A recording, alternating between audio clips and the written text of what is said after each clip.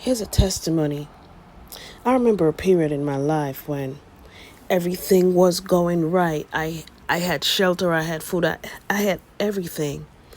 And in the daytime, I was talking to people and I was their mentor. I am this person, this voice of reason. But for some reason, it was a period for me of drought, I guess in my soul, I guess in my spirit, because something there was missing. And every night when I turned in, when the cameras were off, when everything was just silent, when it was only me and God, I felt alone. I felt as if no one else is in the world even caring for me right now. And I used to beat up on myself because I would say, my mind would go to, but you have everything. What is the matter with you? And I started to think, you know what? I probably need to start planting some new seeds. And let me tell you what happens when you do that.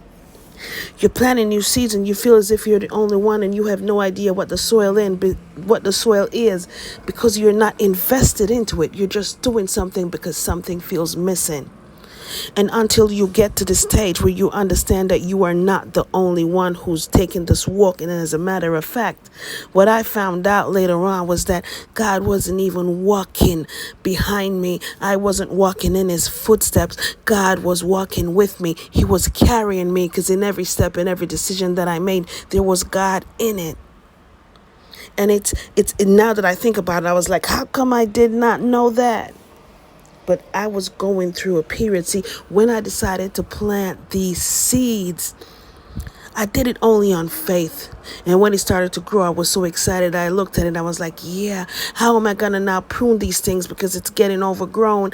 And see, the problem I had was I was cutting off the branches. See, when you start to expand in this life, God always says to you, you have to start to prune these things. There are some things that you have to leave behind. You have to make some changes in your life. There's some habits that you're going to have to let go of. And God says, you know what? You're not doing this right. And I just got dismayed. I thought to myself, see, now there goes the tree. But what I didn't understand was God was telling me, girl, you're cutting the branches, but I want you to get down to the root and rip it out.